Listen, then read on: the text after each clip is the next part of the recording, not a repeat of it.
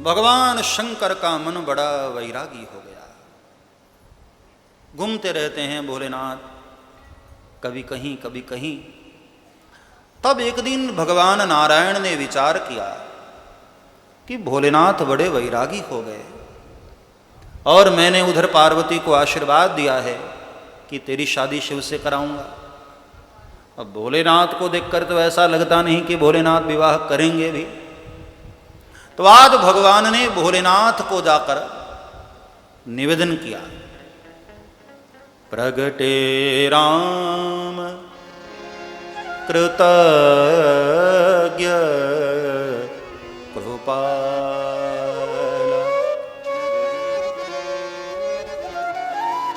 प्रगटे राम कृतज्ञ कृपाला। भोर सुबह भगवान प्रकट हुए कैलाश के शिखर पर। सुबह का समय, अभी सूर्य उदित होने वाले हैं और अचानक भगवान का प्रागट्य हुआ। प्रगटे राम प्रगटे राम प्रगटे राम प्रगटे राम प्रगटे राम कृतज्ञ कृपाल। भोर सुबह भगवान शंकर ने सोचा कि अग्निदेव तो नहीं आए, सूर्य नारायण तो नहीं आए। ध्यान से देखा तो चतुर्भुज रूप में भगवान नारायण का प्रागट्य। भोलेनाथ बड़े आनंदित हुए।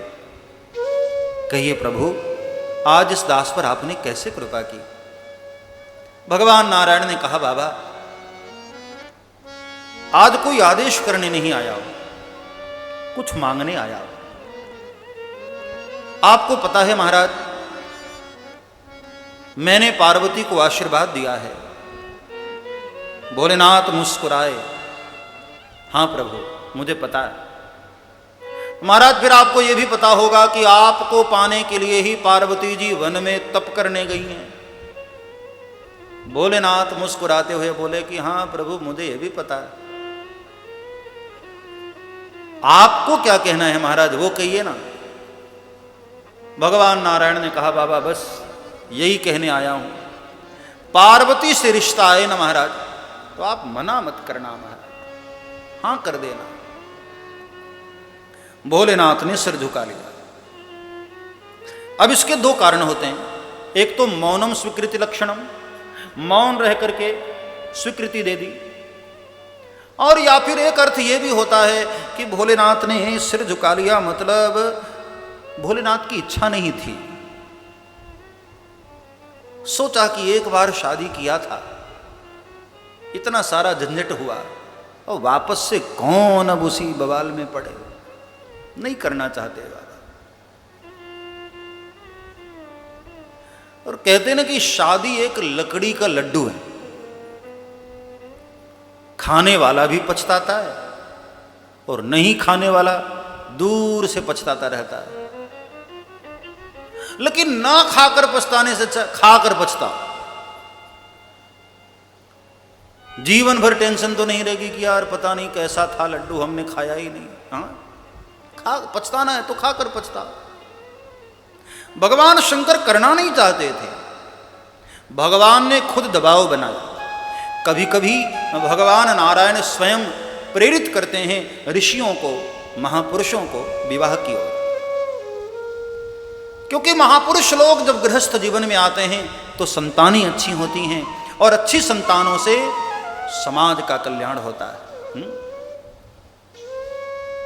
गुरु नानक देव, महात्मा बुद्ध, आदि गुरु शंकराचार्य, स्वामी विवेकानंद, ऐसे महापुरुष धरती पर न होते तो आज भारत का दृश्य कुछ और होता। आज जो इतना सुंदर दृश्य भारत का है, शायद ऐसा भारत न होता। इन महापुरुषों की तपस्या के कारण आज भारत भारत है। सारे जहां से अच्छा हिंदुस्तान हमारा। आज पूरी दुनिया में जो हमारे भारत की प्रतिष्ठा है इन महापुरुषों के कारण। धन्य है उनके माता पिता जिन्होंने अपनी तप का फल इस भारत भूमि को दिया। सारे जहां से अच्छा हिंदुस्तान हमारा, हमारा सारे जहां। सब गाओ। हिंदुस्तान हमारा, हमारा सारे जहां से अच्छा हिंदुस्तान हमारा, हमारा सारे जहां से अच्छा हिंदुस्तान हमारा, हमारा।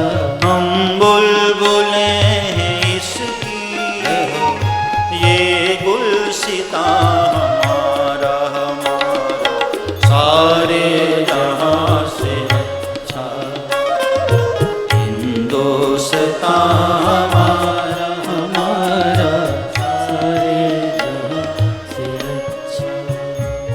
संसार में इतने सारे देश हैं लेकिन भारत भारत है सारा। भारत की संस्कृति, भारत की समृद्धि, भारत का संस्कार पूरे विश्व में कहीं भी नहीं है साहब। किसी ने मुझे पूछा कि भगवान जब भी अवतरित होते हैं तो भारत में ही क्यों आते हैं, कहीं और क्यों नहीं आते? वही देखो, हमारे देश में जब चुनाव होता है और प्रधानमंत्री चुने जाते हैं तो दिल्ली में ही क्यों बैठते हैं? केंद्र दिल्ली है ना। राज्य पूरे देश में होता है, शासन पूरे देश में होता है, लेकिन बैठते केंद्र में। इसी तरह परमात्मा जब धरती पर अवतरित होते हैं तो भले ही कार्य पूरी धरती पर करते हैं लेकिन आते भारतवर्ष में हैं, क्योंकि भारत केंद्र है।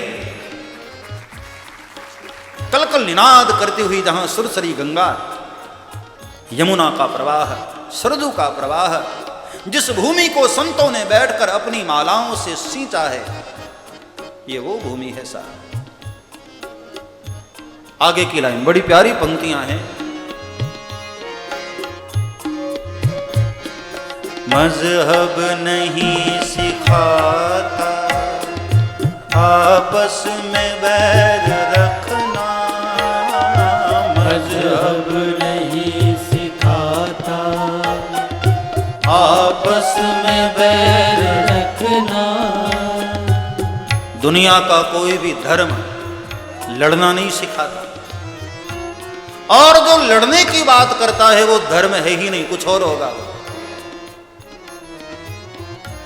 कट्टरता ये धर्म का स्वभाव नहीं है। हनुमान जी महाराज ने भी असुरों को मारा, लेकिन कब? जब मोहि मारा ते मैं मारे। आत्म सुरक्षा में यदि शस्त्र चलाना पड़े तो उसकी मनाही नहीं है,